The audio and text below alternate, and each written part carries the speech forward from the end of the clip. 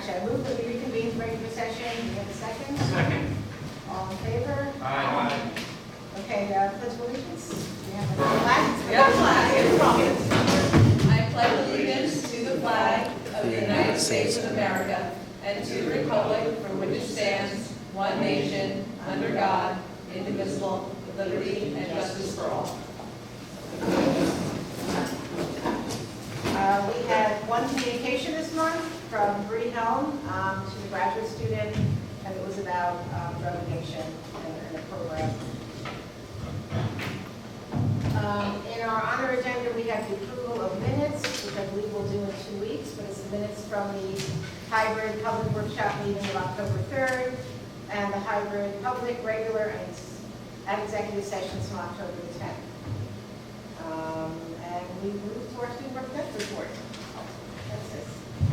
For Urban School, our PTO sponsored book fair will take place from November 14th to the 18th, and then we're going to have a family shopping evening on Wednesday, next Wednesday, from 4:30 to 7:30 in the Urban Media Center. As well, for Thanksgiving, they're inviting all families to donate non-perishable items for their collection for those in need, and they'll be collecting through November 22nd.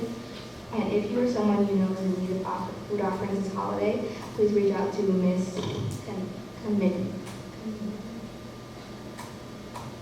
And for Barlow School, there's November 17th, the PTO and student councils are sponsoring an ice cream social from 5:30 to 7. On November 18th, they're going to be having a virtual author visit with Dan Gutman. Every student will receive one of his books thanks to HPEA FAST grant. On November 30th, there will be a parent workshop on responsive classroom from 5:30 to 6:30 at Barlow. Also, they're going to be hosting an annual Thanksgiving food drive, and they're going to put together Thanksgiving food baskets that will benefit Barlow families in need. And Barlow families are encouraged to send in food by next Friday. And mandatory donations are also being collected for the families in need during Thanksgiving. For middle school, the Spirit Week was October 17th to the 21st, and students decorated the doors during Flex this Friday. The theme was fall, and the judging took place on Monday, the 11th, this Monday. And the winning Flex room got a pizza party. Thank you very much. You covered it all. We move to the superintendent closures report, but I actually want to preempt her by minute, because I wanted to congratulate Dr. Monique Coleman.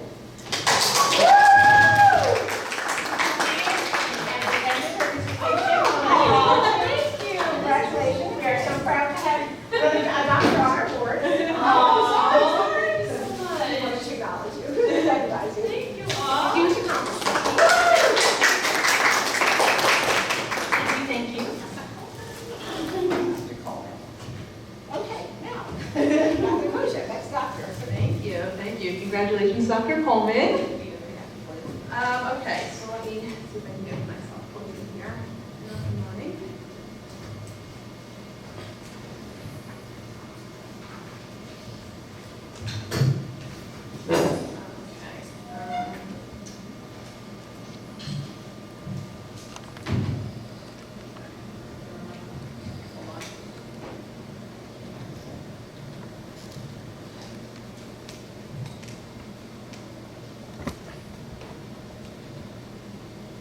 After all this time, I think I'd be better navigating the hybrid portion of all of this.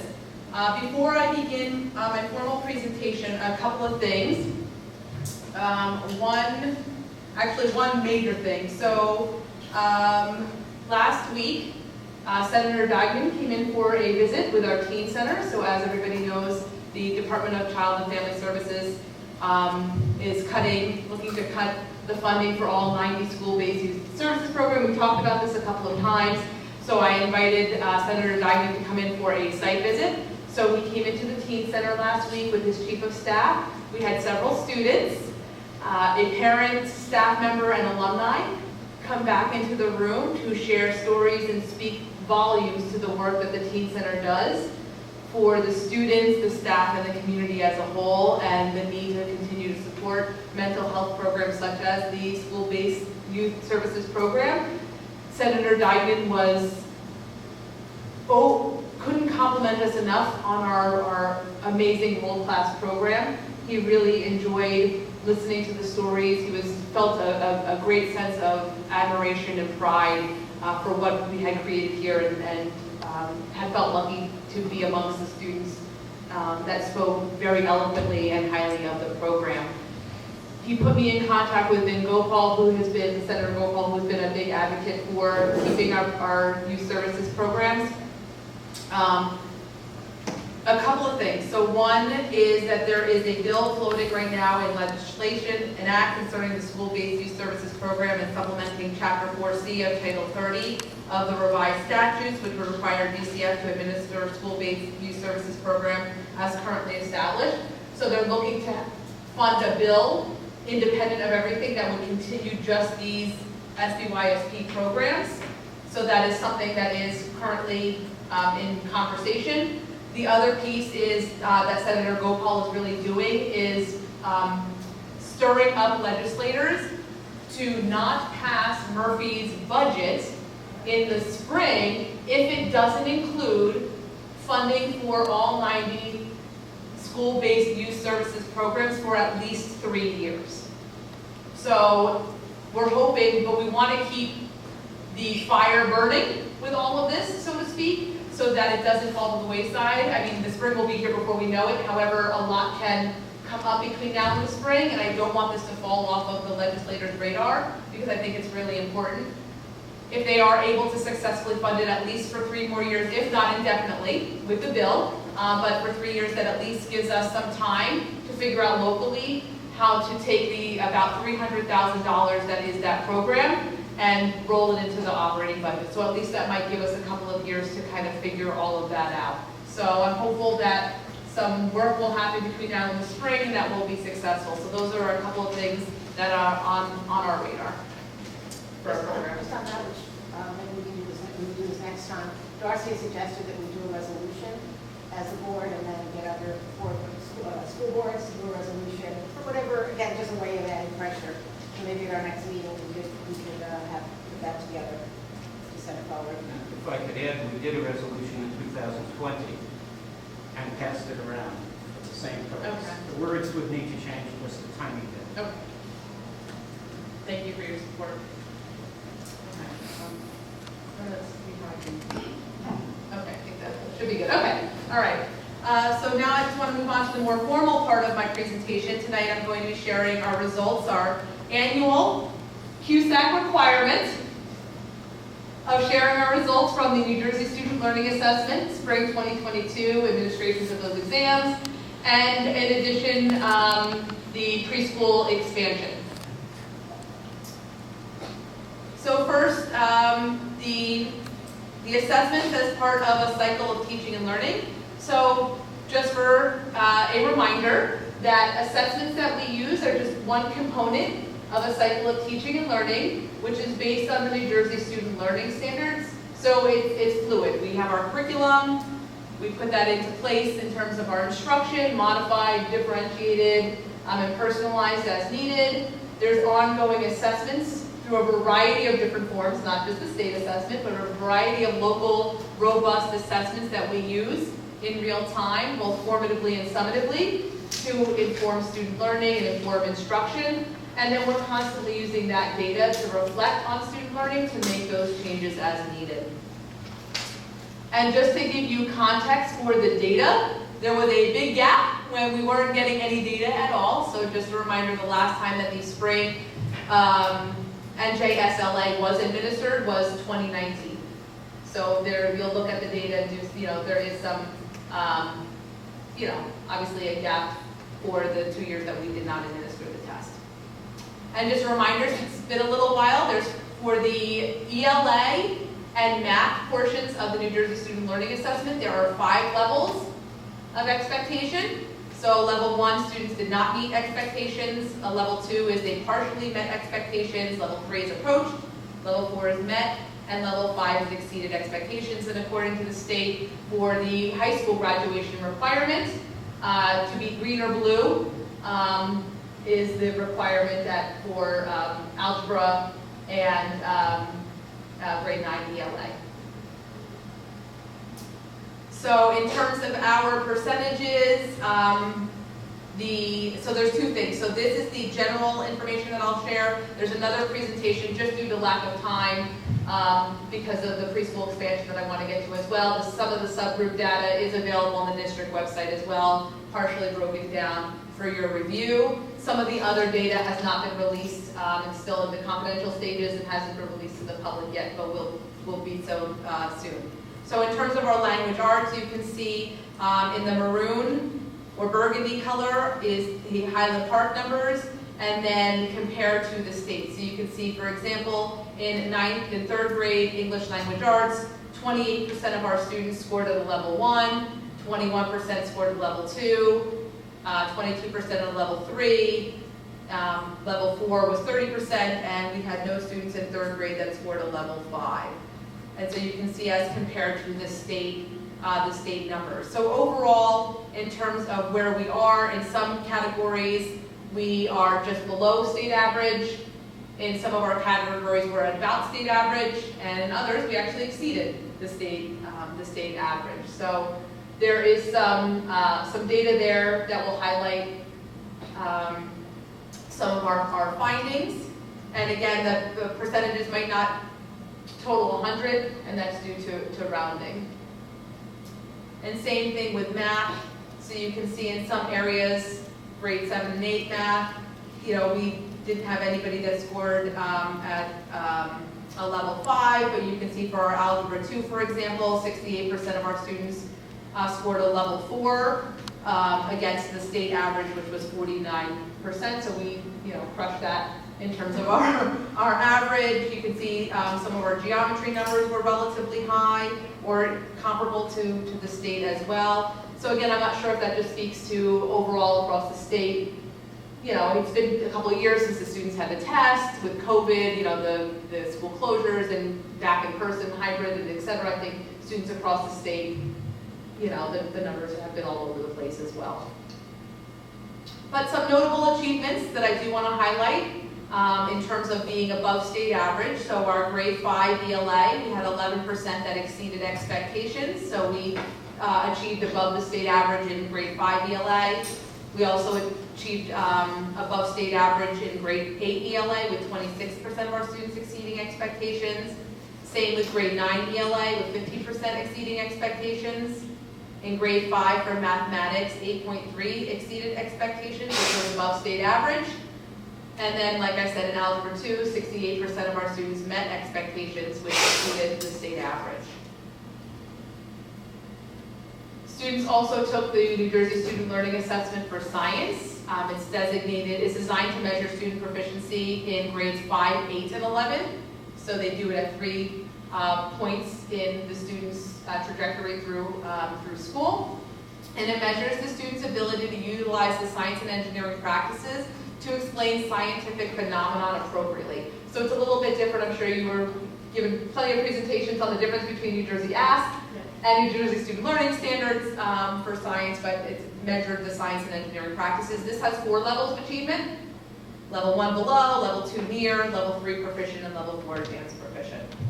And so of our 3 grades, you can see that in 5th grade, 51% of our students scored a level 1, 20 about level 2, 20 round up 24 to level 3, and 4% at a level 4. I do want to highlight grade 11, where we had almost 13% of our students score at the highest level, which was above state average, and as well for a level 3, above state average there as well. So great work for our now seniors, last year juniors, so excellent job there.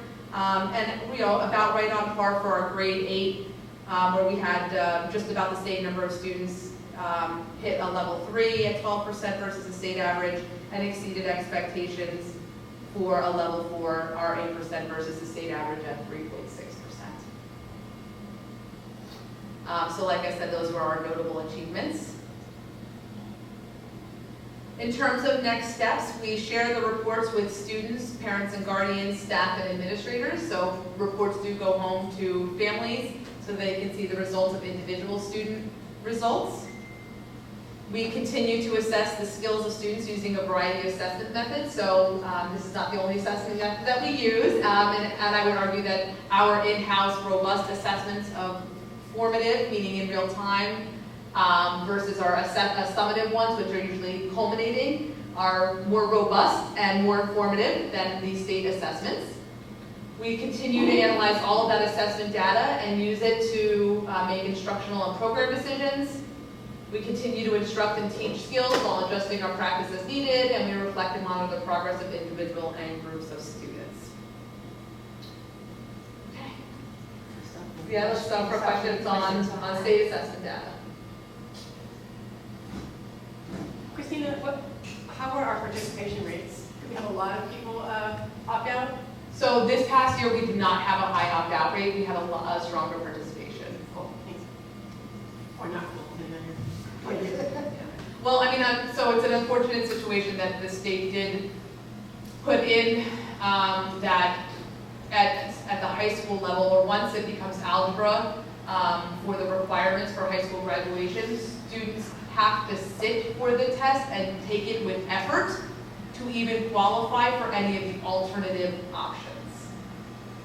So unfortunately now that is the situation, but people can opt out before and or after, but for the requirements, the students have to sit and they can't just do the click, click, click, click, because apparently the computer program knows the timing with the clicks apparently, and you can't just click and click.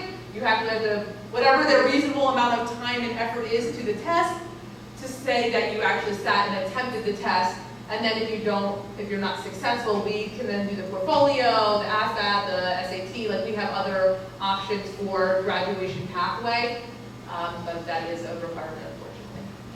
Is that true even for students with significant cognitive limitations, that they would need to sit for the algebra test that perhaps? Well, it depends on their IEP. Oh. Some students with significant cognitive disabilities, they do take the DLM, which is the dynamic learning map. Some of our students are exempt from state testing altogether, but that's IEP-driven requirements. But our DLM results should be out soon, but you have to get a waiver if you're over 1 or 2% of your population to take the DLM. They have requirements for that too. I'm sure a lot of people work that. A lot of it.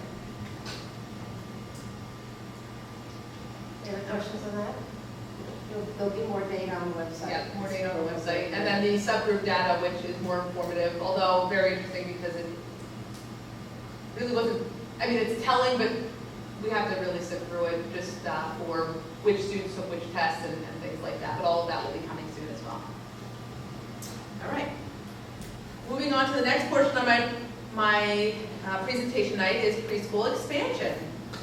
So, the New Jersey Department of Education just a couple of weeks ago pushed out a strategic plan to provide universal, full-day preschool for all students in New Jersey by the end of the decade.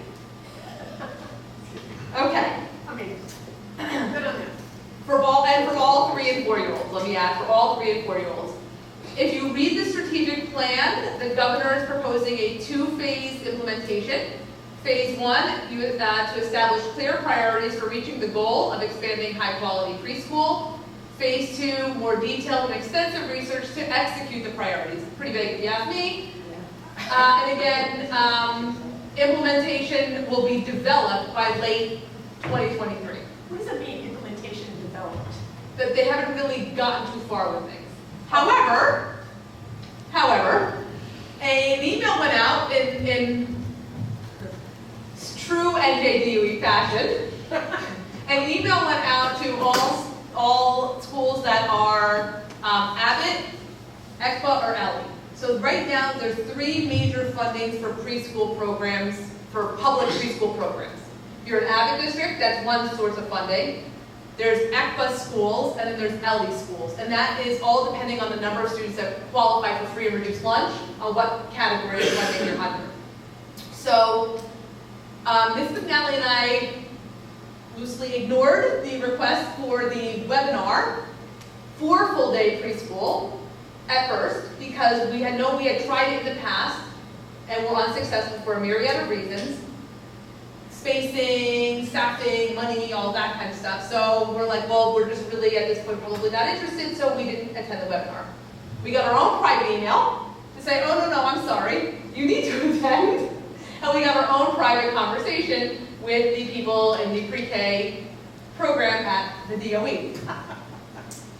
So, they have some funding left over, they have some funding available to take school districts that are ECPA and ELE funded and start implementation as early as January of 2023. To start, to start moving your current students in your pre-K program to full day. So what they're trying to offer is an opportunity with funding to expand, but at a slow rate for a 5-year plan so that the schools that receive the state funding through these other means will hit the deadline before the decade. So they're kind of giving us a little bit of a head start. So what they would do is give you a per pupil allocation. Now these numbers are rough, they weren't specific, but they gave it for example. That one type of funding can be, let's say, $13,000, and that would be if you have your own in-house place for a full-day pre-K program open to every 3 and 4-year-old in your town. That would be like the lowest amount of per pupil funding because you already have space and you have everything. The middle sort of tier of the per pupil funding would be if you have a Head Start program in town, you can send them to the Head Start program and then essentially be the contract, hold the contract between school district and a Head Start program. We don't have a Head Start program in our town, so we wouldn't qualify for that level of like a tier 2 allocation. Tier 3 would include, that would be like the highest per pupil allocation that they would give you, and that would cover rental space. So if you needed to rent, so let's say there was a private school that closed, and we wanted to rent that space for our pre-K program, it would include rental space. Or it would include that we're essentially renting space through one of the private child care facilities in town. Noah's Ark, CDC Parker, Montessori. So we would go to them saying, okay, you need to open up, can you open up a classroom or 2 or 5 or 10, maybe about 10 to 15 we estimate, for our students, because you can only have, and I'll get there eventually on the slide, the per pupil number of students in that classroom. So then we would essentially hold the contract to send our students to a different location. So in the per pupil allocation is based on county, it's based on where you are, which county you're in, and the delivery system. So that's the delivery system, and then Middlesex County might have a different allocation than Bergen County, than Cape May, and all those kind of things. What it does cover would be the teacher, a teacher assistant, like a paraprofessional, a coach, and that's what we call in pre-K a master teacher, which we have one on staff, that's Ms. Vargas, Anna Vargas. Materials, supplies, professional development, field trips, and that rental space. What it doesn't cover is transportation. So we have up to 5 years to get to 90% of what they're calling our universe, which is our population. So what they're telling us is that we have to create a 5-year plan to try to figure out how to get at least 90% of our 3 and 4-year-olds in town to full day pre-K. So we will have to come up with a 5-year plan. The state recommends possibly that we might not be able, they recognize that we might not be able to do it by September, or even the following September. So they recommend in our 5-year plan that we consider a lottery for, depending on how much space we are able to acquire and get, to maybe do a lottery system to eventually reach our universe, or our cap. And like I said, it can be a mixed delivery system, and it can also be mixed that we could house some of our students in district, and or we can contract with the child care providers. So it can be one, the other, or both. So we might want to consider for our in-house being our special ed pre-K students, and maybe the child care providers are general ed or something like that. So we can do that with our in-house plan. As Ms. McNally and I search out these childcare providing locations and or rental space, there are some factors that we do have to consider. The requirements for pre-K classrooms are a little bit different. It is a requirement of at least 700 square feet for the classroom, and a bathroom has to be either directly inside of the classroom or within direct line sight of the classroom. Our general ed classroom size max is 15 students, and our special education classroom size max is 12 students for pre-K. So like I said, here in Highland Park, to give you a snapshot of our current pre-K situation, so we are an ECBA-funded half-day program, which means early childhood program aid. That is the aid that we get to support our pre-K program, and you've probably seen it on board agendas where we've approved on Vargas' salary to be covered under this, portion of Megan McNally's salary, et cetera, et cetera. Our current enrollment, we have 4 general education classes. One of those classes is an ICR section with a total of 51 students in those classes. We have 1 preschool disabled class with 7 students currently. 4 of them are pending, so we have 4 that may be entering very soon. 4 in addition. And then we have 1 preschool ABA class that has 3 students. And actually what you'll probably hear from finance and facilities is that we are taking tuition students, and we have a couple of tuition students coming into that program as well. So like I said, we have the opportunity to start our expansion as early as January 2023 with our current set of students. However, we have several barriers to overcome in order to do so. We would need 6 additional classrooms to make that happen. We have 4 available in-house, so we would need to find 2 for January. Like physical classroom spaces, like the actual physical class. So, Ms. McNally did reach out to a couple of school districts, Noah's Ark, C.C. Parker, a couple of local child care providers from the list. So NJ Growth has a list of child care providers in our area. So we are reaching out to them to see if they have space to possibly house 2 of our classes. But they can't be mixed with other preschool classes. They have to be our classes there, because what happens is they have to run our curriculum, which is creative curriculum, and they have to be coached by our master teacher, and they have to be evaluated by our teacher evaluation model. And they have to be certified teachers. And they have to be certified teachers. That's a big one. So we have to find 2 classes in order to start this in January. And then we would need to hire 3 more additional teachers. So you have to understand the money isn't the issue, because they're saying we have a pool of money to help you do this in January. Our barrier is trying to figure out these pieces. So that's what Ms. McNally and I are working on now, if we can make that work starting in January. If we can or we can't, regardless, we still have to put together a 5-year plan to get to 90% of our universe. So we will still have that. So what are our next steps? Like I said, we're looking to see if there are local child care facilities that could take 2 classes in January, although, again, how that works and how we divide up our current students for that, because now our current students, so for example, Ms. Zara has an AM class and a PM, I have the whole list. Ms. Zara has an AM class and a PM class. So she would go full day with one of those classes. So that means that her other class would then get a whole new teacher in January. So, It also assumes parents want everybody. right, and that would assume that if parents want, do parents wanting full day at the, expense is not the right word, but with the caveat that this is what would happen. Maybe parents don't want full day at this point because it's a little bit of a disruption. We don't even know that yet either. We just figured before we even put it out to the world, let's even see if it's something we can even do. If we can then put it out to see what we're looking at. If we can't, then there's no point in upsetting the apple cart too much or getting hopes up or down one way or the other.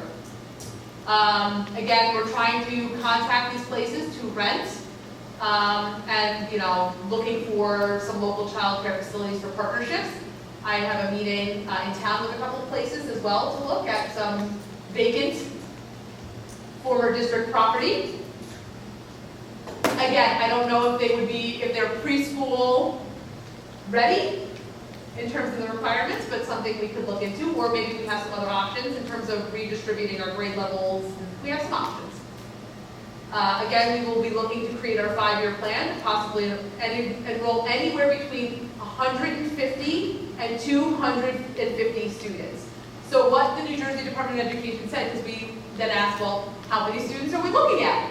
And they said, take your first grade numbers from your ASSA report and multiply it by 2, because you're talking about both 3-year-olds and 4-year-olds. So essentially, it's like 2 grade levels.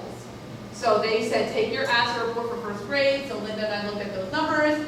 We multiplied it by 2, and like the max is about 250. So we kind of guessed anywhere between 150 and 250, just because I'm not sure if every parent wants pre-K, right? So we kind of put that there. So, and then like I said, the only thing that's not covered in the per pupil allotment is transportation. And we would only have to provide transportation for students that we currently provide transportation for. So our students over in on the other side of the tracks, the Cedar Lane area of town, and then that area, so that particular area, we would have to transport them to wherever the location of the pre-K program or programs are. So we have to, FYI, we have to create our plan such is that clearly over 5 years, we do have to figure that out for transportation for budget. Right now, we're probably how much over our budget for transportation? Our current budget, I think it's several $100,000. Yes. So we do want to make sure that we put that in our 5-year plan to figure out how to phase this in for the students that need transportation. Is it going to be that we're transporting to them to a facility in Highland Park, like our schools, Irving, or wherever else I can contract out with it? Or are we sending a couple to CDC Parker? Are we sending some to Montessori? Are we sending some to Noah's Ark? Right? And what does that look like? Are we keeping the transported students in one particular area because it's cheaper and easier to transport? Again, a lot of questions unanswered. This just came about at the end of October, so literally it was probably the day or two before Halloween, and Ms. McNally's like, I'm not calling childcare facilities on Halloween because it's a crazy time in early childhood education. It's a crazy day, Halloween, so it was the beginning of November she started calling around. So next week, Ms. McNally and I will touch base in terms of where we are with our findings for our next steps. So I'm just going to stop sharing at that point so I can see hands from board members that are in Zoom, and I'll open it up to questions. So where I'm struggling right now is, it sounded like the funding is tied to hitting 90% of our universe within that 5 years. And if our universe is 250 kids, that means we have to provide the services for 225 kids.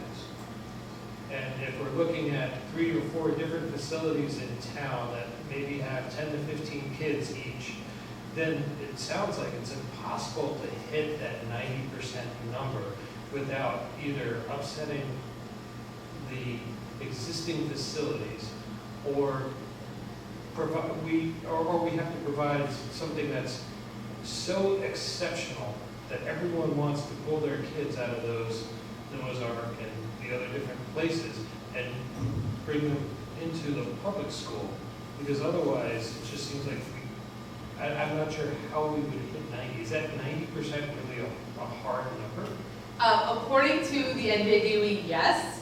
However, and you can look at the strategic plan, it's in there as well, but yeah, we're not really sure about any of this.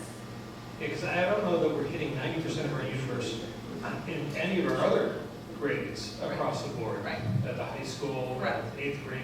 So I don't know how we could anticipate or even hope to hit 90% for full-day pre-K. Right, unless it's a situation where if parents are already sending their children to these places, then instead of them paying out of their own pocket, yeah, you're shaking your head, yes, so I'm gonna just shout it out, but instead of them paying out of pocket for a Noah's Ark, the school district essentially is now, but I might not be able to guarantee they're gonna go to Noah's Ark.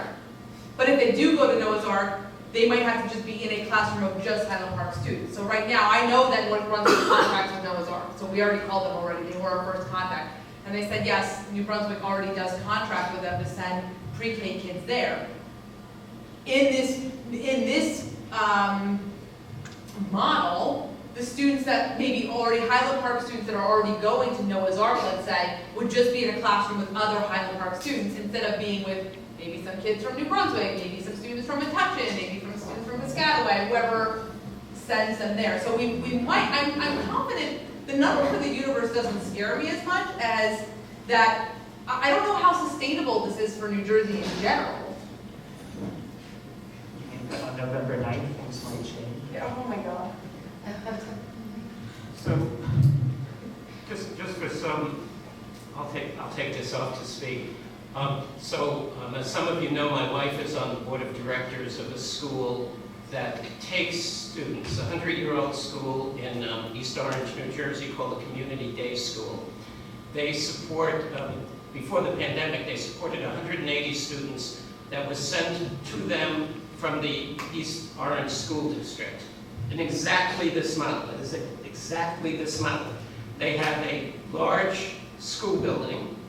They have more than a dozen classrooms, large classrooms.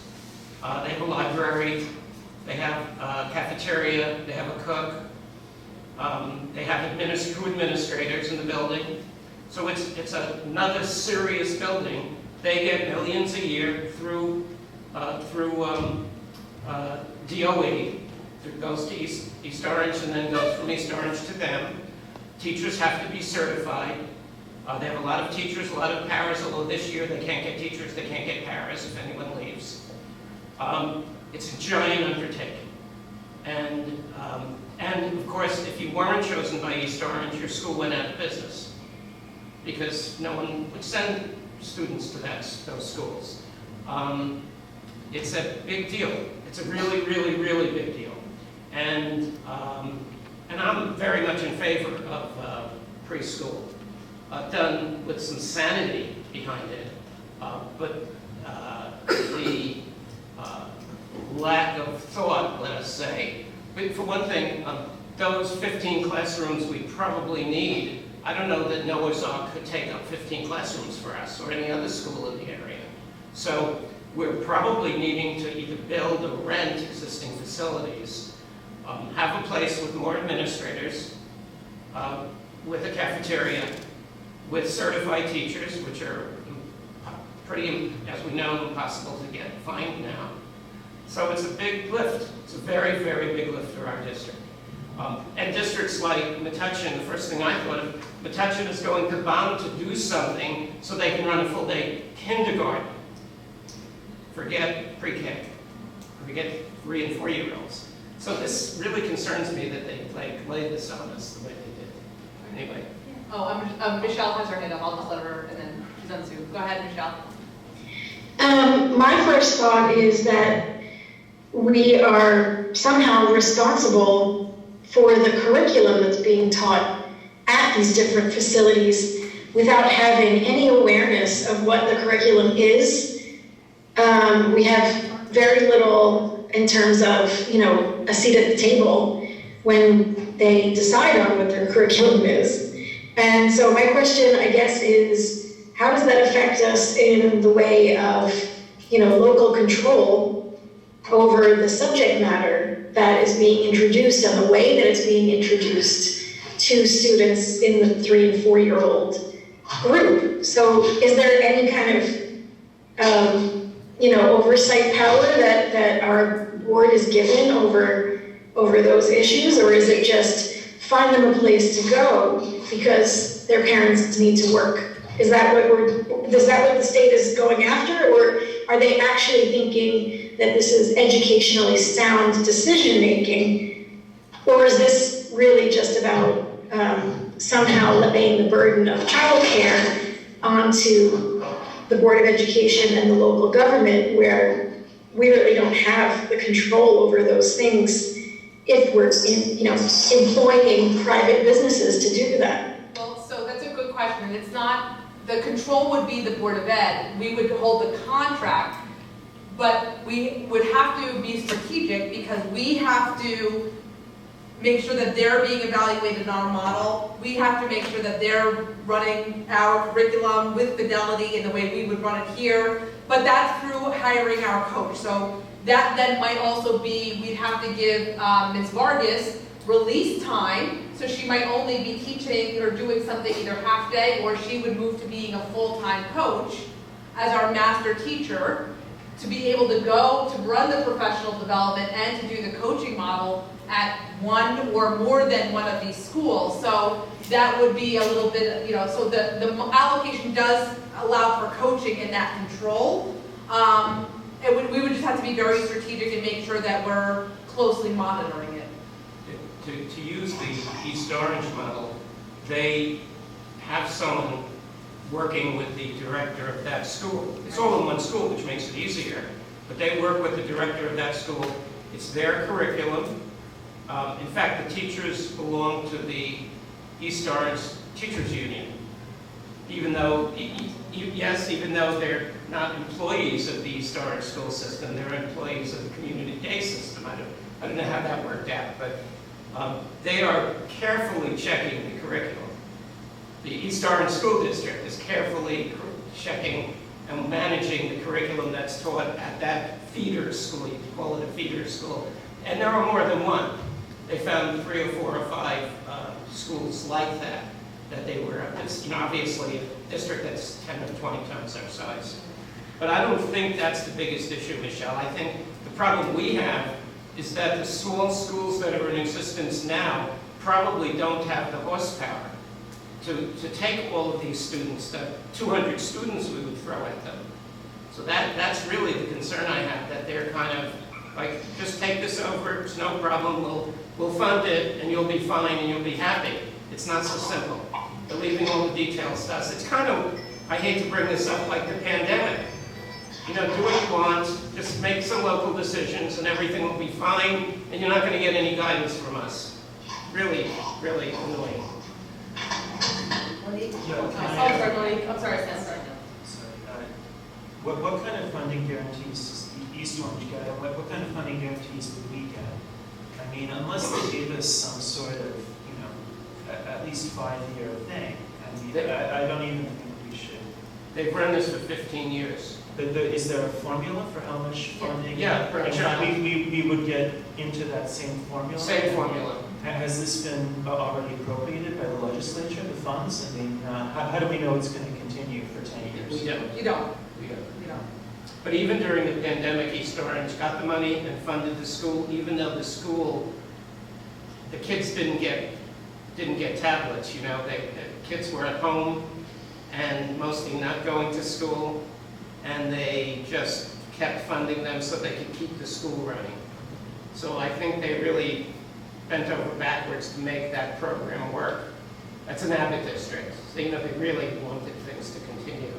But we have no, obviously, as we found out with DCF and the Teen Center, there are no guarantees. But I think at least Murphy is very committed to this. Yes. Yeah, I was going to say, I think that's the key here. There's a stated commitment. There's already this huge allotment of funding that's already gone to school districts that didn't have this longevity that East Orange has had. Right. One of the districts that I work in was the recipient of this latest round of funding for this grant, and I'm assuming this is kind of left over from that money you're talking about, left over. Yeah. And I'm just wondering if maybe talking to some of those other school districts too, which I know every district is different with facing all these issues, but just getting a sense of, kind of where they're at and how they work through some of these issues, I think would be, helpful, because there's also strength in numbers too, so when it comes down to like making sure we have our funding, they're going to keep distributing these funds, districts are going to take advantage, and it's going to be hard for them to sort of pull back and 6-7 years down the line say we're not funding this anymore, because the training's going to be way out of the station. Families are going to be dependent on this, and people have already gone through all that's needed to make it happen by that. And they'll have bankrupted a lot of local businesses that run nursery schools.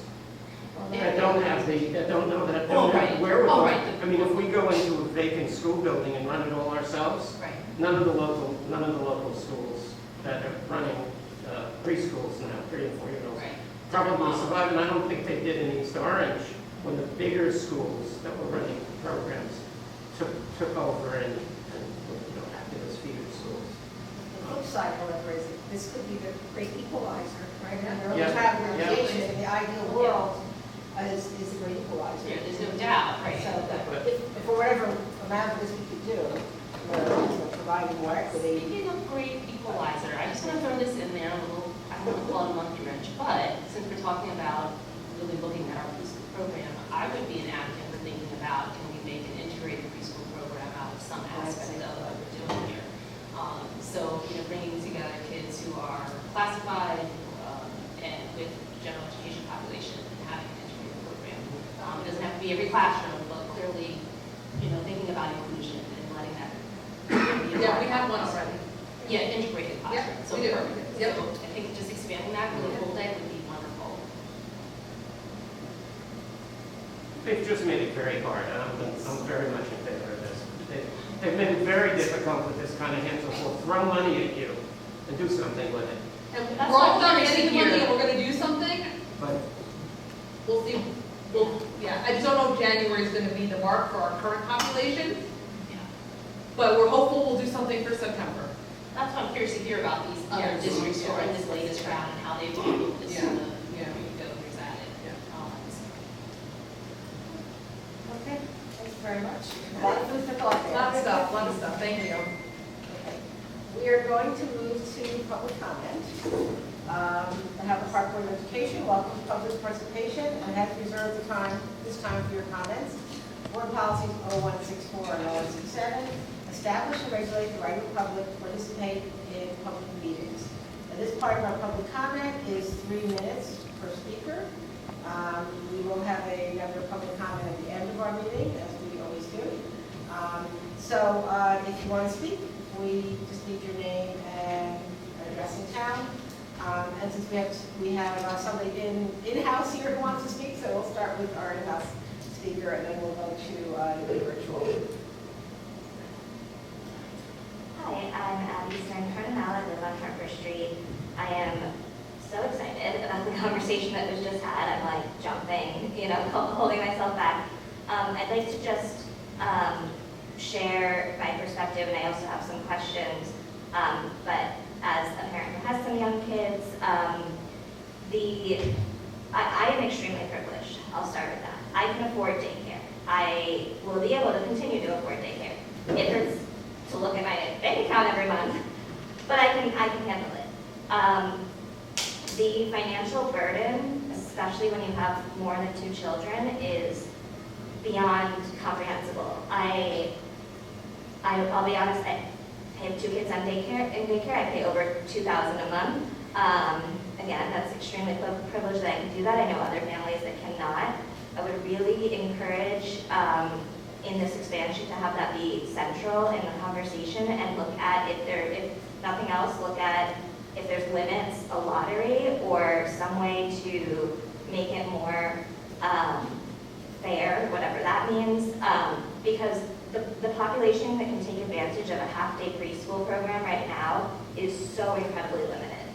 Myself being, again, extremely privileged, I can afford daycare, I still can't afford to stay home and only do a half-day program. I can't do a half-day work. I can't send my kid to a half-day program. I would love to send my daughter to this school. She is eligible based on her age, but I can't send her to a half-day program. Again, I have some questions about what was just talked about. Maybe I'll have to come back if it's limited to 3 minutes. The other thing I wanted to talk about, which I had no idea about until recently, but I've started looking into it, is the gap in 3 to 5, the age gap when a child needs some kind of services. From 0 to 3, there's early intervention. If you suspect that your child has some kind of delay, some kind of help is needed, maybe you don't know, you can get a free evaluation, and then the services are incremental based on your salary. So they take into account your salary, and that's how much you pay. It's still a lot, it's still a big portion, but it is dependent on salary.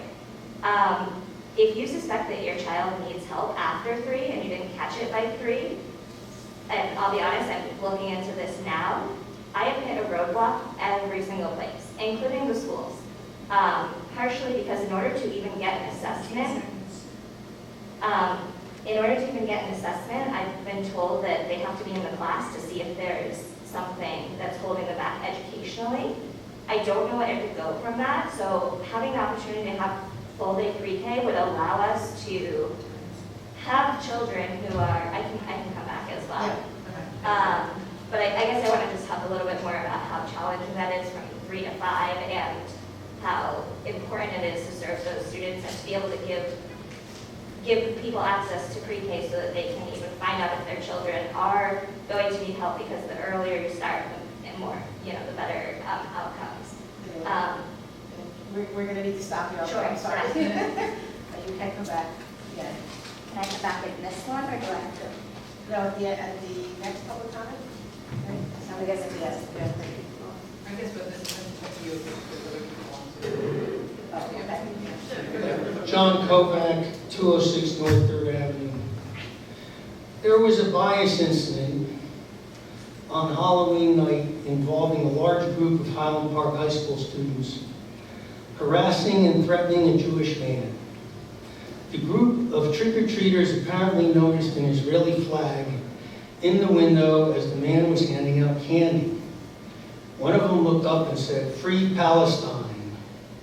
A bunch of others then began to chant in union, "Free Palestine." When the homeowner asked him to leave, one of the kids got in his face and threatened to punch him. The group then walked away, throwing candy back at him as they departed. The police were notified, and the matter has been referred to the State Bias Crimes Unit. There is an ugly climate in this town that promotes the demonization and hatred of Jews. Regardless of Israeli government policies, we may support or oppose. It singles out Israel as the only state in the world that must be eliminated for merely existing.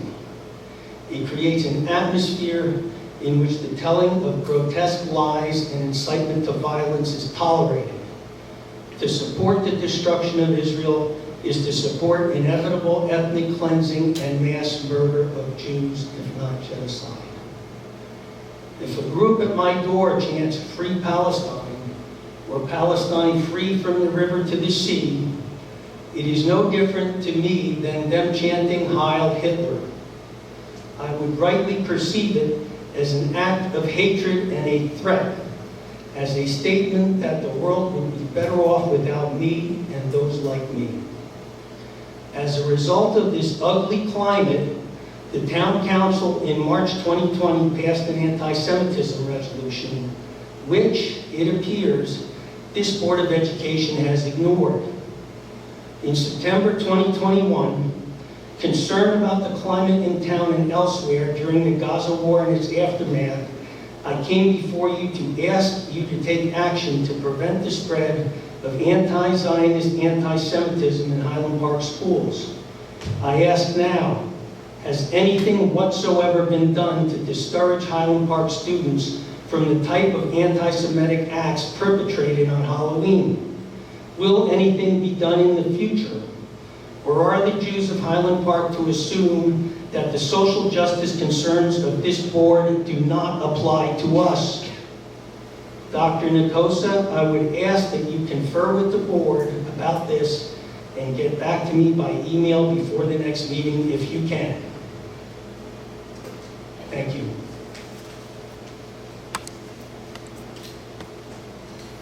we have any speakers online? Anybody online that wants to make public comment? So I would like to go back for this.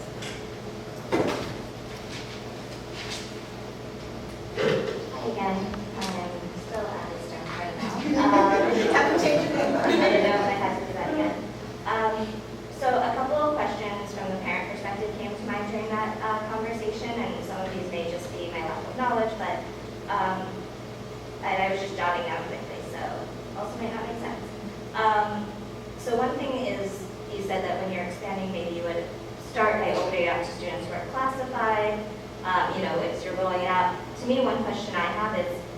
does a kid get classified when they're not in school yet?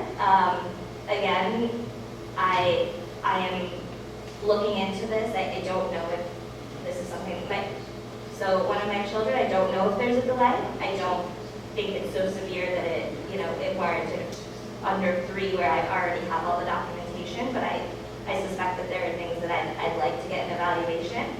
And I only have been told that I can do that through the school when she's already in the classroom. So I don't really understand that in terms of how you would identify those children prior to them being in the class.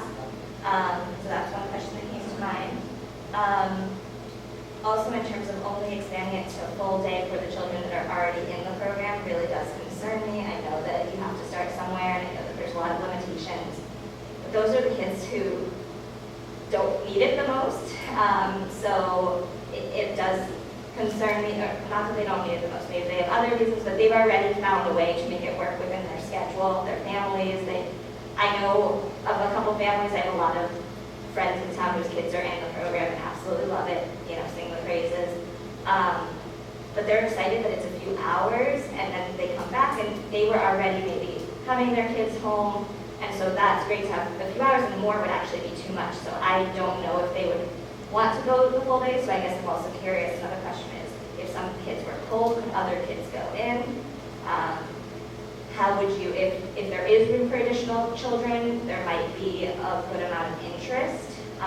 Again, the money, I have to say, like tens of thousands of dollars a year. That's very appealing to save that and put it toward other things that, for our kids. And so how would those spots be determined? If there's, say, 51 right now and 5 drop, not a big percentage, but 5 spots, who do those go to? Or are you just restricting it to this population, which again, is either kids who may really need this for a variety of reasons, either financial or, again, looking to join the program, who've already maybe inquired so that they can have other benefits, things I'm not even aware of. Let me just see if I have other questions I wrote down just from the, parent side of it.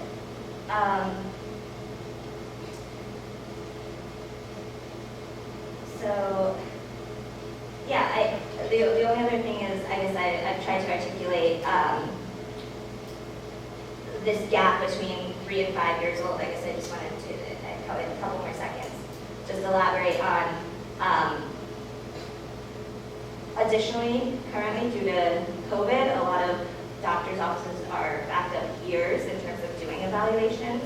So one avenue that I've been told is the school, and literally calling, again, dozens of doctors' offices and trying to figure out, does my child have something or need something? I know I'm not the only one. I've talked to, at this point, many parents who are struggling with this, that developmental pediatrician offices, any kind of therapy services, they just don't have the space. They're not taking kids, or some of them are still virtual. And I've been told probably 3 or 4 times at this point, oh, go to the school district. They're after 3, your kid is eligible. They could even start pre-K early. I would love to do that. I would love to, stay at 3 years old, but this half-day program just doesn't work for so many people's schedules. I mean, it's indicative of there's 200 plus people in town whose kids might be, of age, and yet 50, or whatever those numbers are. So yes, I just wanted to kind of give a couple of those perspectives, and I know that I'm not the only one. I've talked to a lot of parents in town who have similar experiences and who have kids in daycare. The only other question I had actually was whether, when you're looking at daycares, you can look outside of Highland Park itself, because there are a lot of daycares in Piscataway, and honestly just as close, almost to CDC Parker, on Livingston campus in Piscataway, or maybe there's something in New Brunswick, or that's still within driving distance. Obviously, maybe the kids who needed busing would have to come to the closer location, but there might be more spaces than even just in Highland Park. So just was wanting to mention that. Thank you. Thank you. That's what she's taking copies though. Can I ask a clarifying question? That'd be great. And my understanding from my own kids' experience is that, your kid doesn't have to be enrolled already in the school in order to be evaluated by the school. Okay. So it sounds like a message is being sent out. Yeah, so that was a question that I had, and I'll follow up with Abby. I'll either text her or shoot her an email with some clarify some questions, and also to keep her questions on our radar when we put our plan in place once we get more information. But yeah, all you have to do is contact our ed services, anybody at Irving, and they'll do that. They don't have to be enrolled, but the concern is, because we actually, so they go into what we call like a early intervention portal in Genesis, so they register, but they register under early intervention to get evaluated. So they're enrolled, but they're not in a class. They don't have to physically be in the class, they're just enrolled in Genesis, so we can track that data with the state, and then they're evaluated based on it, and then once the evaluation happens and it's deemed yes, and they qualify and everyone's okay, then they roll into our regular Irving school in Genesis. So I'm not sure, again, I'll follow up with Abby with specifics, and I can put her in contact with the right people for that if our half-day program would work. That's fantastic. I just want parents to know we're listening, of course. Yes, of course, But absolutely. it sounds very confusing, and like people may have communicated the wrong message and maybe understood the wrong message. You know? Right, yeah, so just Either a one. more communication from people in the district or something like that, so I'll definitely follow up. Yeah, I could have missed. No, I mean, sure. No, again, it could have been more communication on our part too, or something like that, so I'll definitely follow up. Absolutely. Fantastic, thank Yep. you. And pre-pandemic, this came to us from doctors' offices, I think. Yes. Yeah. The problem is, as you say, the doctors at all ages are not seeing people. It's impossible. That's awful. So 2024. I understand that. 2024. Okay. It was hard enough, like, I remember back in like 2007 when I was doing this, and it was stressful to have to wait 6 months. I can't believe it's that backed up. Oh, I'm sorry. Okay, any other comments? Maybe not. So seeing none, we're going to go on with our agenda. And we're going to go to committee reports and reviewing items on the agenda. So we'll start with curriculum instruction. Michelle, are you giving that report? Or is Allison? Are you giving a report for curriculum instruction?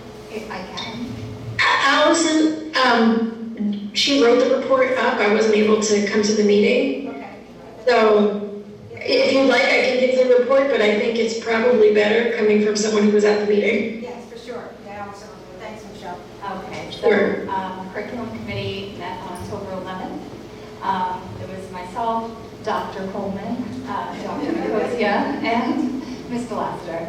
Mr. Lassiter attended the meeting in order to present on his high school graduation credit proposal. We had previously discussed this at another meeting.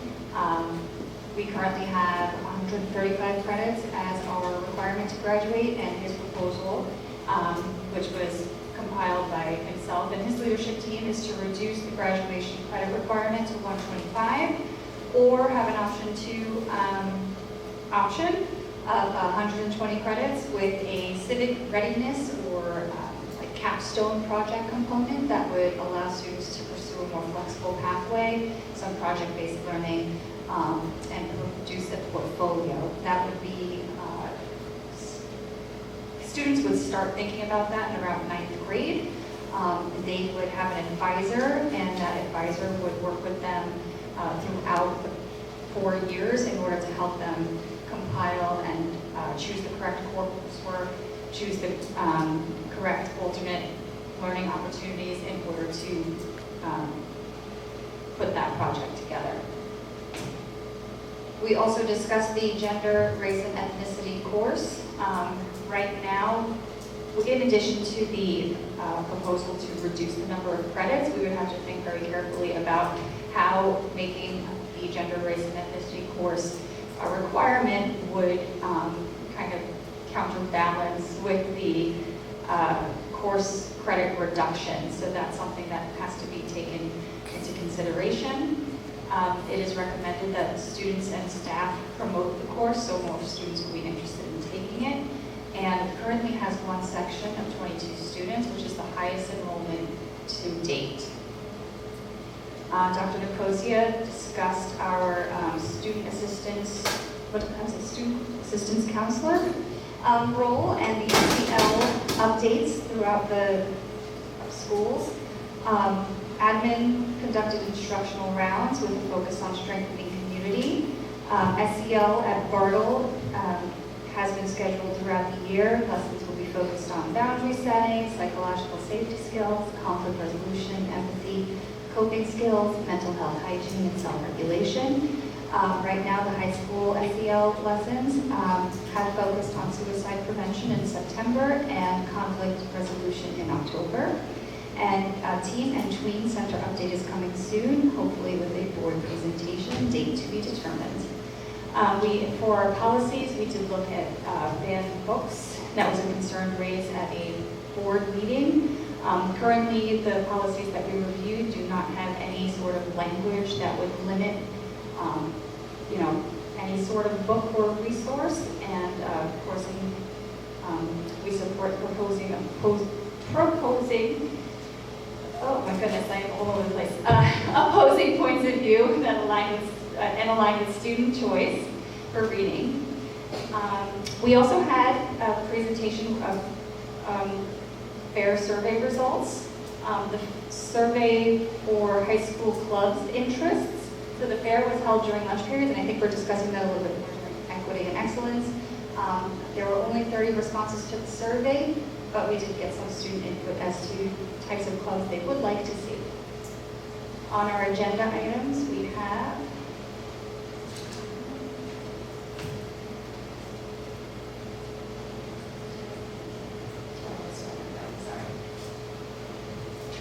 item number 1 is the curriculum instruction report. Number 2 is the resolution to approve field trips requests, which are attached. Number 3 is the resolution to approve Jessica Joseph to voluntarily coordinate the Green Team Climate Crew, a new club for the Bartle Elementary School. Students will meet weekly after school for 1 hour, and there will be 2 15-week sessions.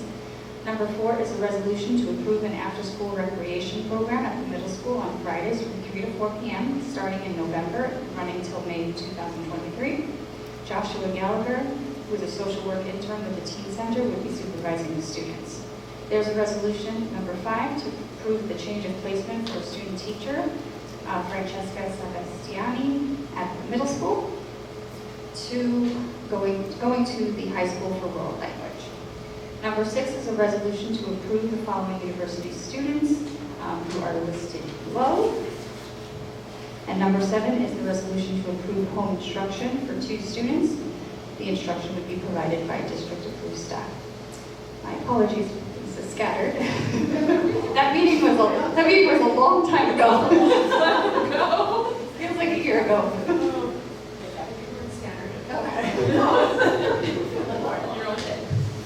The question I had for it, when I was looking at your report, is there a timeline for what we're going to increase? Because Mike, last year. Yeah, so he's still working to finalize his proposal, which he will present shortly. But it would roll out likely with the freshman class. So it wouldn't start for all students. It would be something that enrolls students in 9th grade and then would kind of continue up the grade levels. It wouldn't roll out for the whole school at once. Do you know what classes would be eliminated requirements? No, nothing like that. But what he did note is that throughout the past few years, a lot of elective courses have been eliminated just from lack of like being able to run them, staff, programming, interest. So because we've eliminated so many elective courses, the students really do have that opportunity to kind of think about individualized capstone projects that they would like to pursue. Any other questions for curriculum instruction? We'll move on to equity and excellence. Yes, equity and excellence.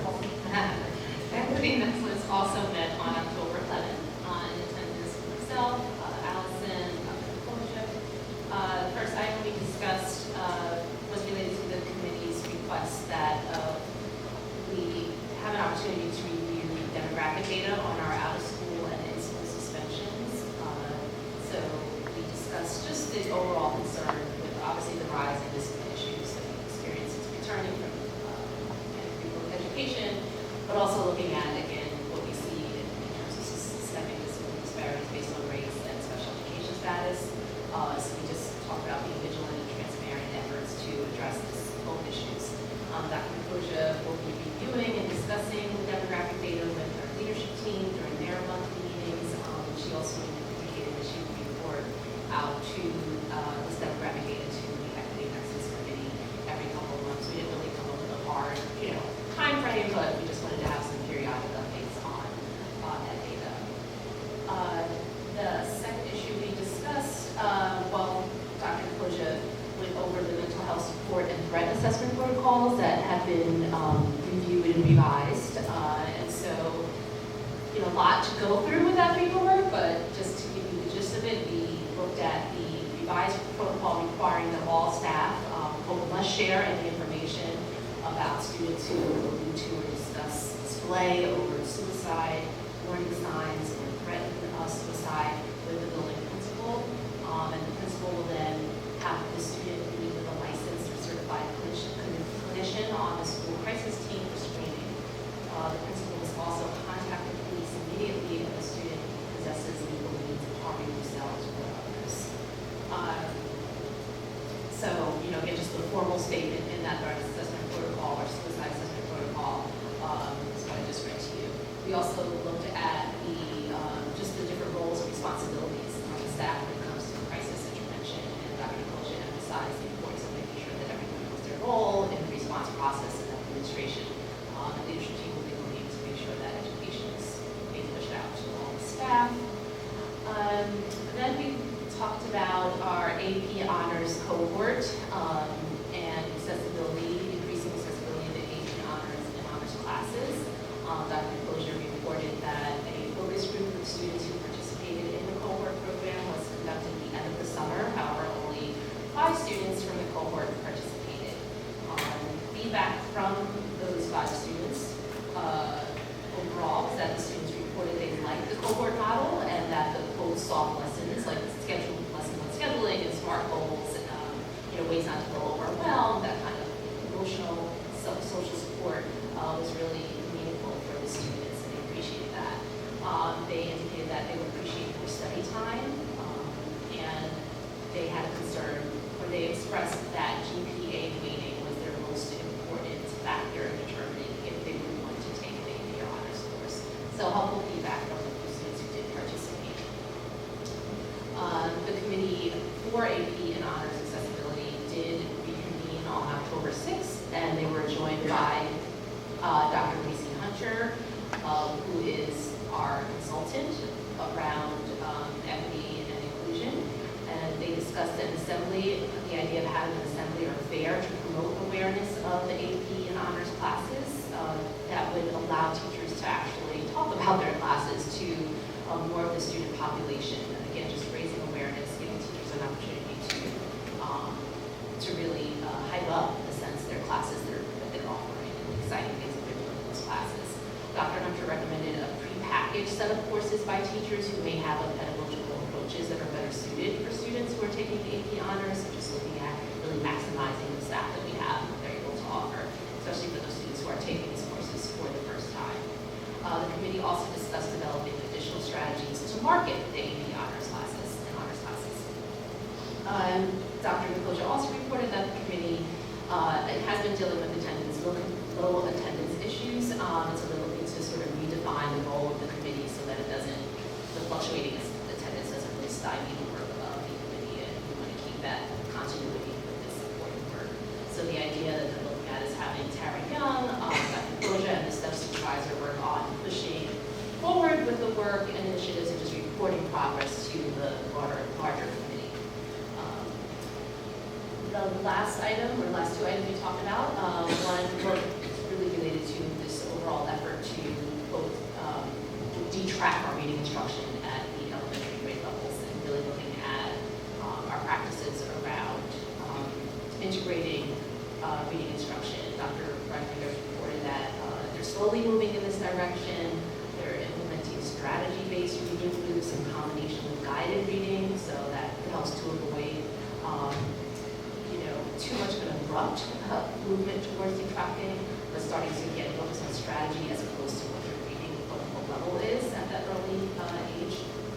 Irving uses foundations as a way to, as another strategy for detracting reading instruction, and they're also in the process of improving levels on book bins. We use book bins used for independent reading, which is huge, so we're happy to hear that. They're also working on just the overall philosophical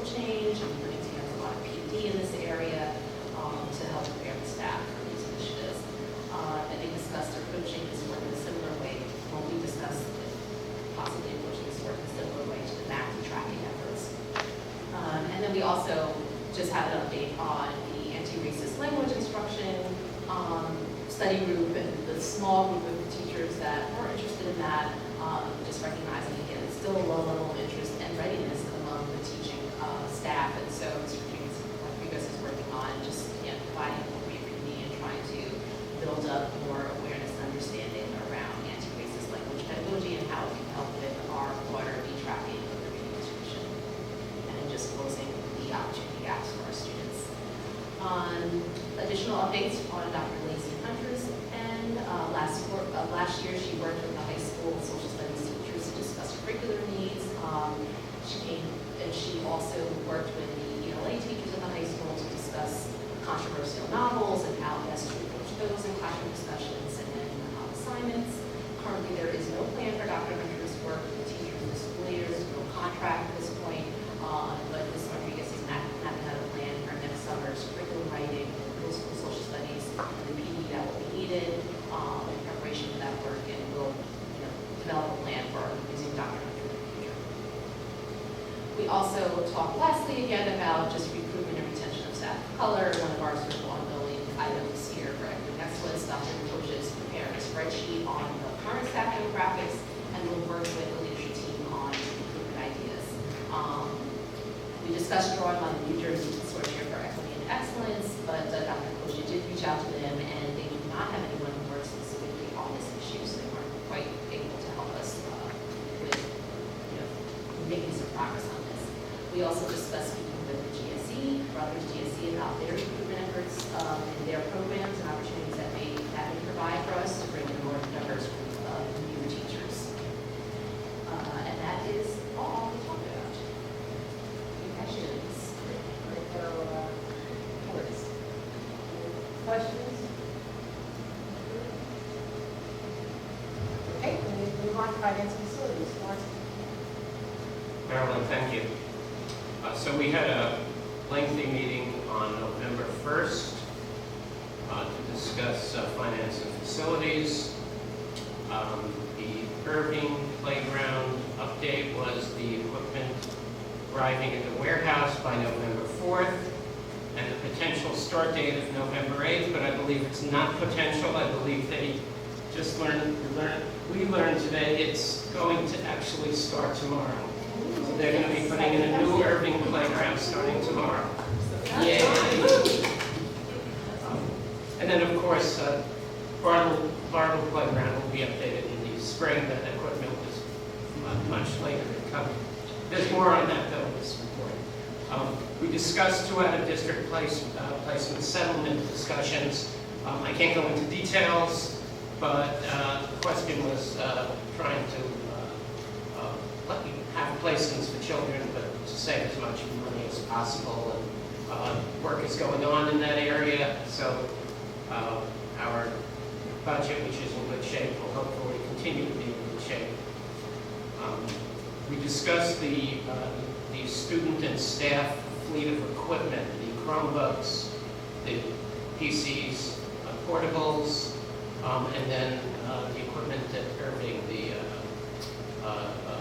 tablets for the younger children.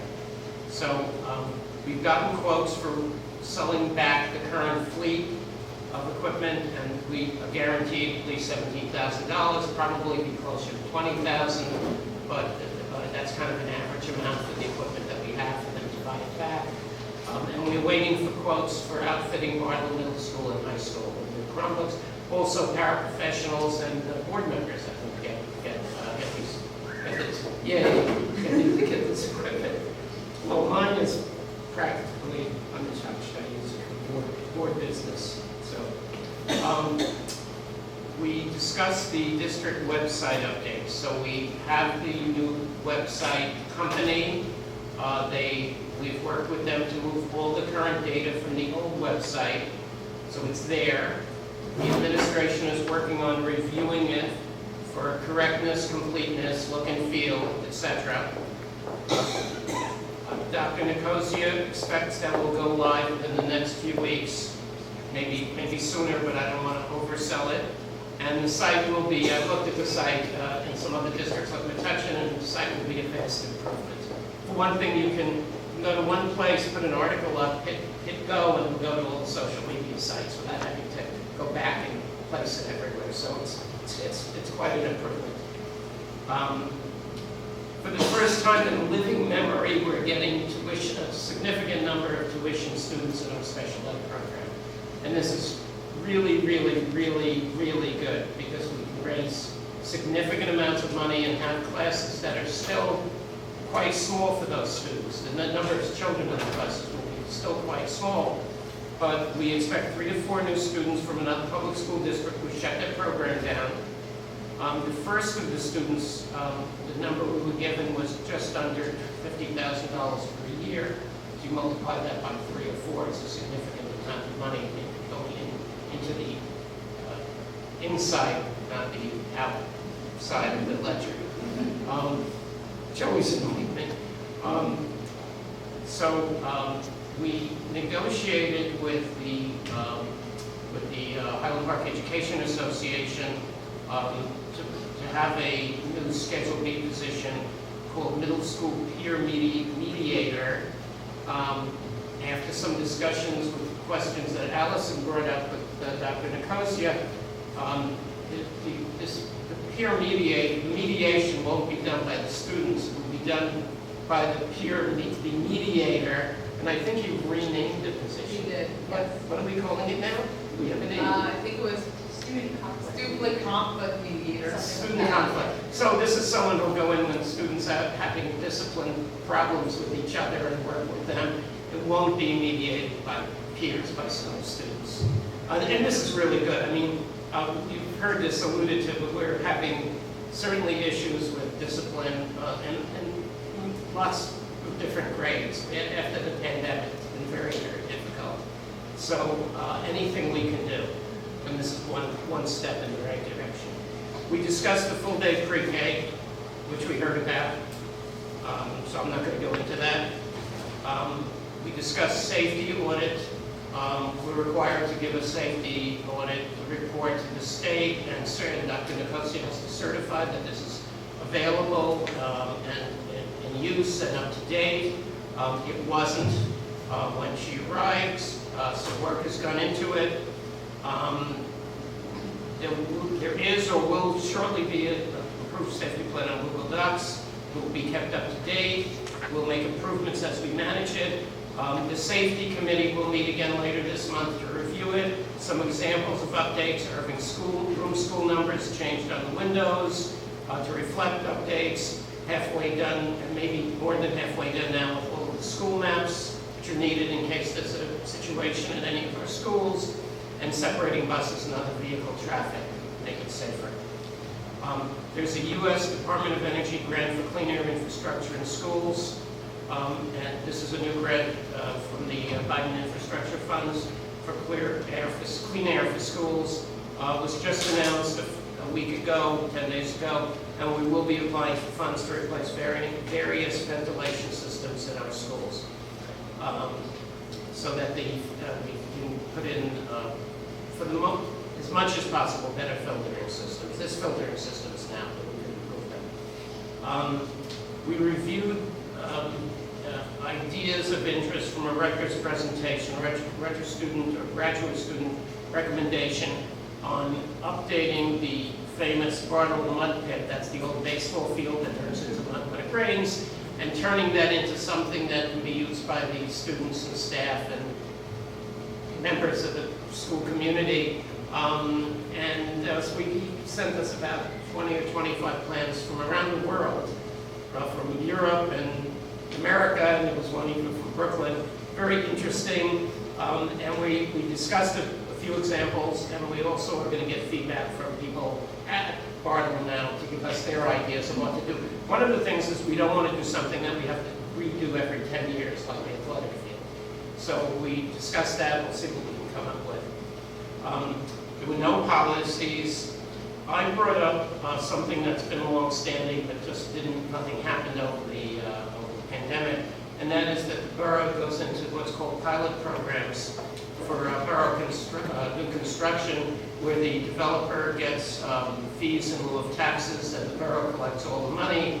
The borough has publicly stated, at least the the mayor has publicly stated at some borough council meetings that the schools will get our fair share of pilot programs that come into the school system, into town, which will go to the school system. For instance, the new development on River Road and Walter Street, I believe they're collecting $100,000 a year in lieu of taxes. Our fair share would be about $60,000. So we've discussed talking to the borough about it and discussed it with our attorneys, so we'll see where that leads. In practice, there may be more pilot programs. This is a way to get developers to build quickly and take over the project. So we believe we should get our fair share of the money.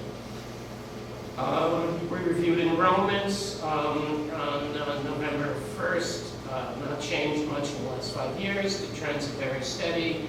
We reviewed waterfountain locations and which to replace. Some of them were high. We knew we were replacing them. Some others are a little higher than others, and we're going to replace those as well, and we have the money to do it.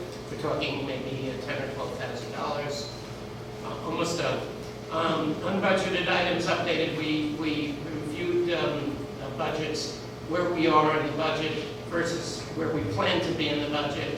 And because of some grants we got, and because of some over budgeting or underspending, especially in special ed, we are in a very good fiscal position, as I was quoted in the Highland Fling newspaper.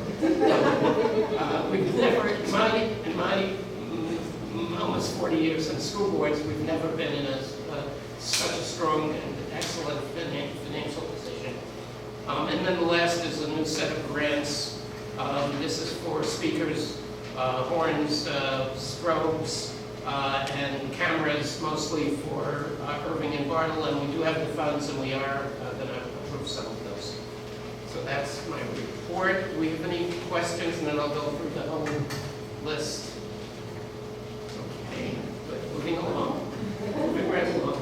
So number 2 is our usual bill lists. Number 3 is the preliminary report of the treasurer. Number 4 is a resolution to approve the report and certification that no budgetary line items have been overextended.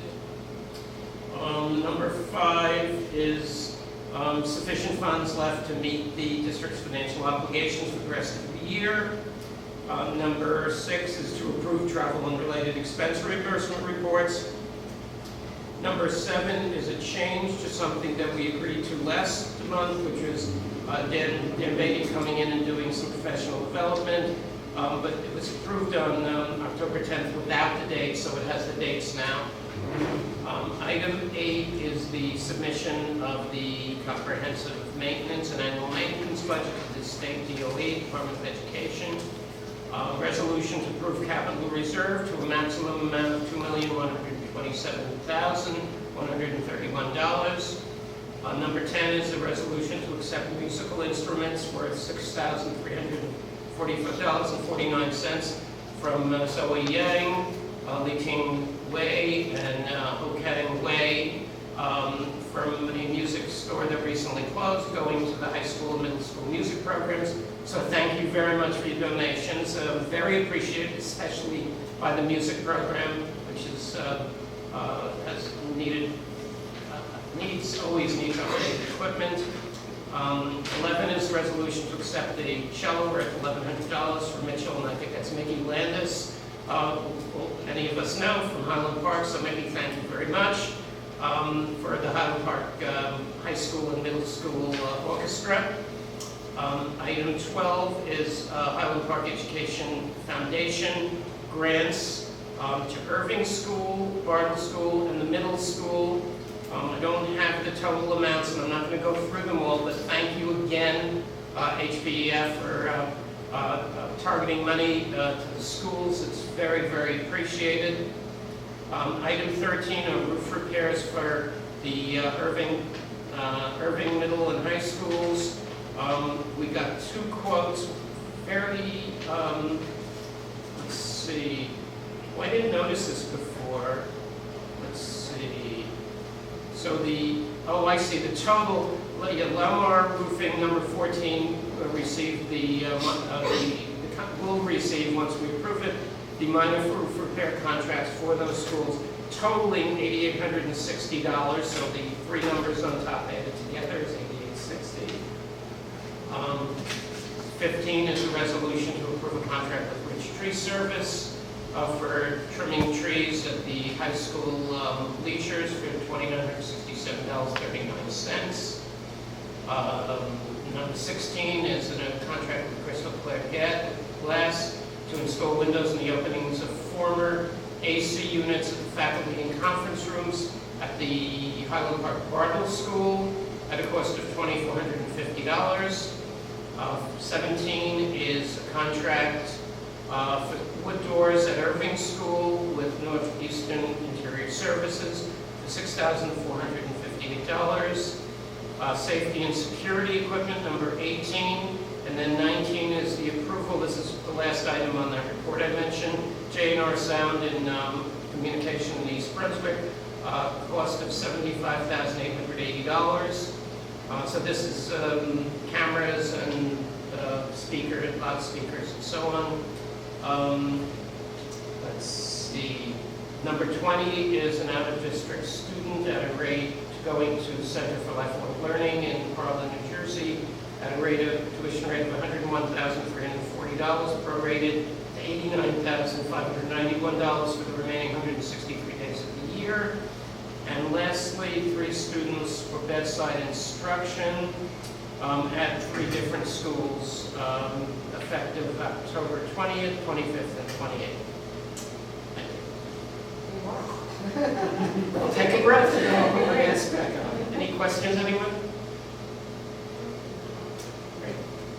Very thorough. Thank you for your patience. This was a great meeting. It really went through a lot.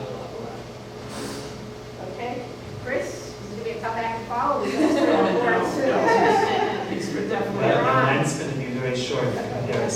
So we met last week and we discussed again problems finding staff such as the Spanish teachers, language teachers continue to be very difficult to find on their specialties.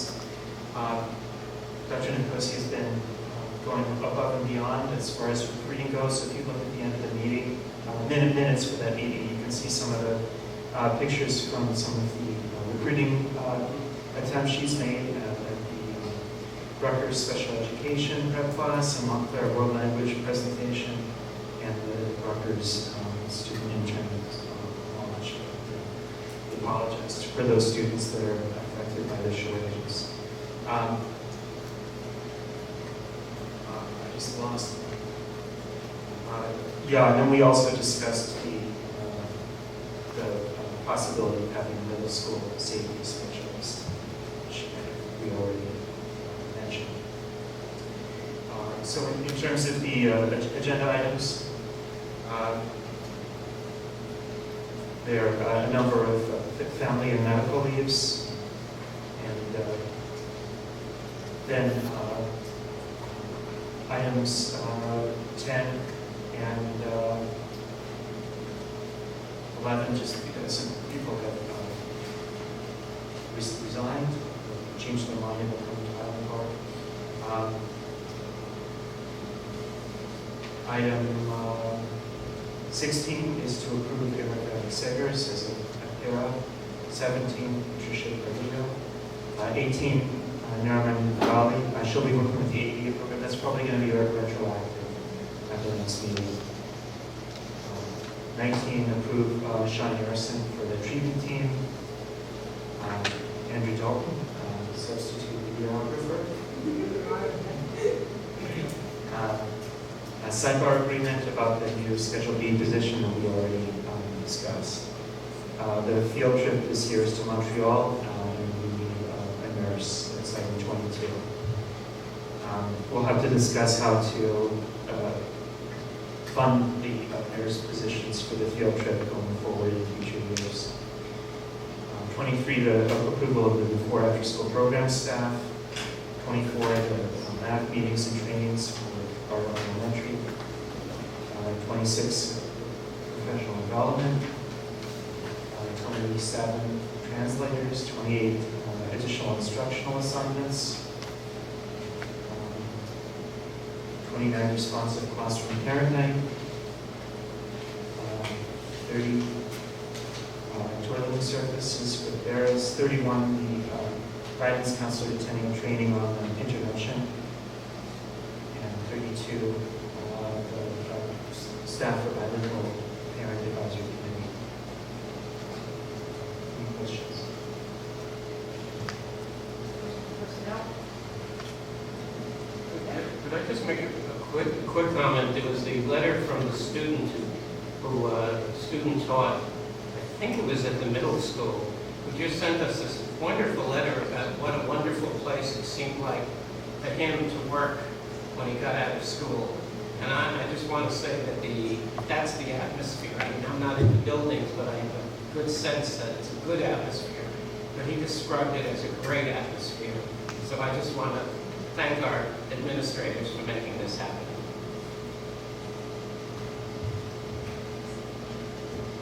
We move on to policies and regulations.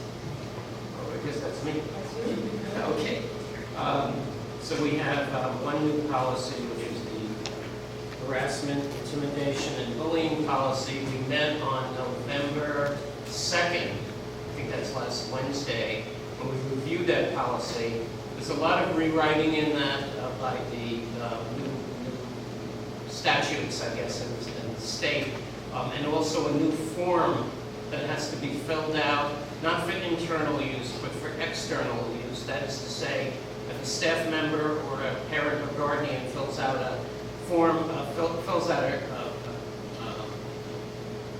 HIB, thinks that there's a HIB been committed, that form needs to be filled out by them or by someone in the school and sent to the state. What they do with it is another story. I hope we don't find out they're sitting in warehouses 10 years from now, on thousands or hundreds of thousands of those.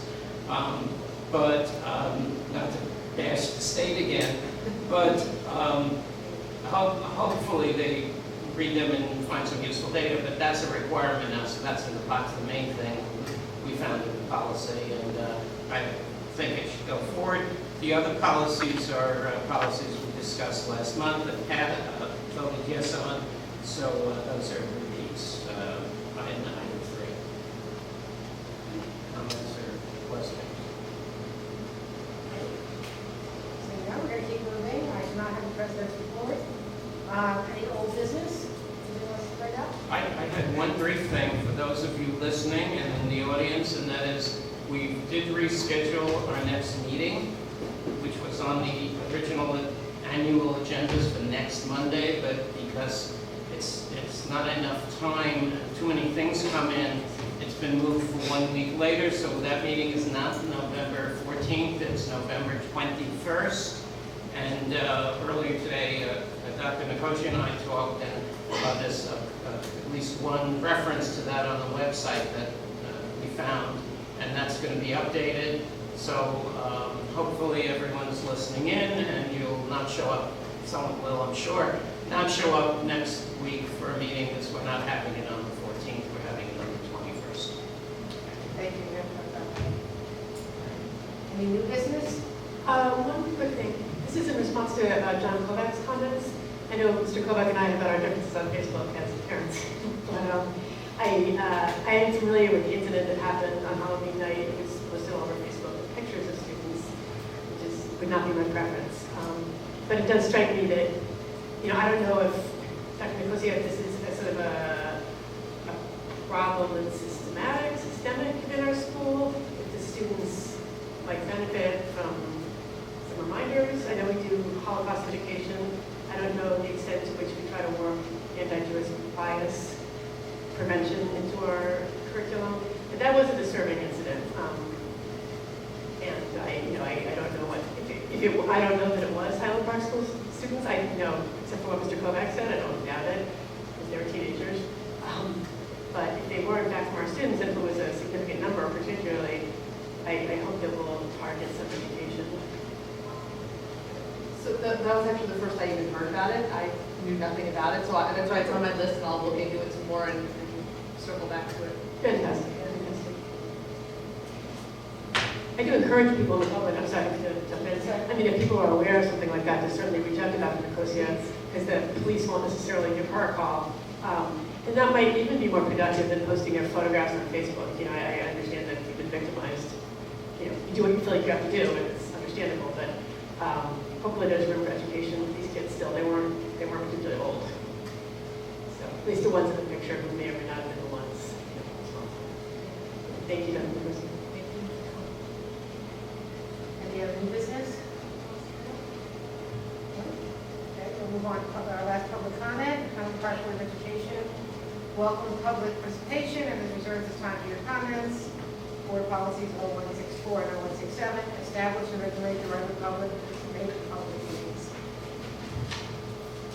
If anybody wants to speak, as earlier, you're online, raise your hand. We'll help you call.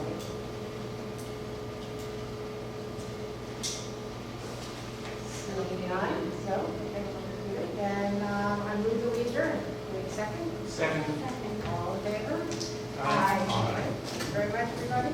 And if you have not already cast your vote and you're eligible and are allowed to vote, please don't forget, tomorrow is election day. Go out and rock the vote. Let's go, folks. Good night, everyone. Right, don't turn.